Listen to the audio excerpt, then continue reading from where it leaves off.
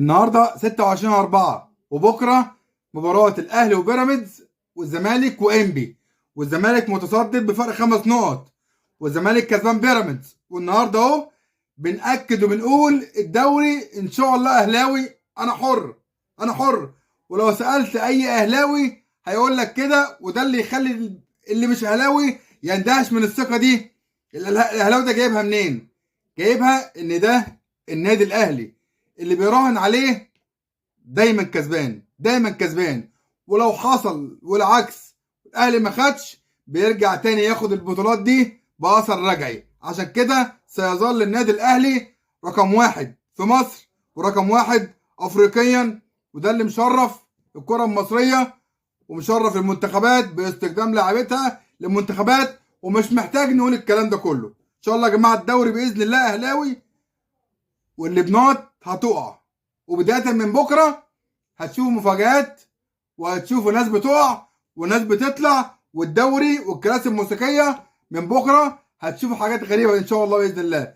الاهلي عنده 4 ماتشات لازم ياخد 12 نقطه، ملهاش حل، ملهاش حل.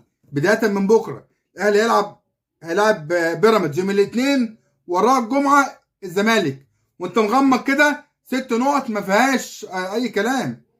ما ينفعش 4 نقط تتعادل ماتش، ما فيهاش يا باشا.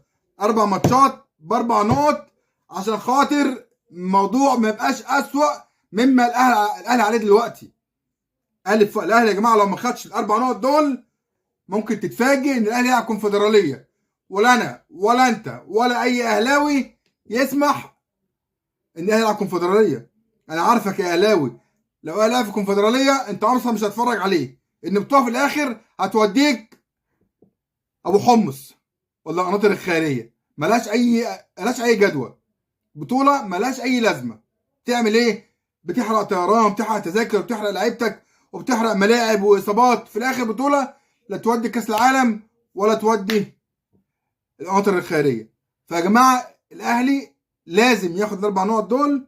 وبنكرر ان شاء الله في اخر الفيديو اهو، الدوري ان شاء الله ان شاء الله اهلاوي. وما تستغربش لما اي اهلاوي يقول لك الدوري اهلاوي، هو اتربى والله على كده.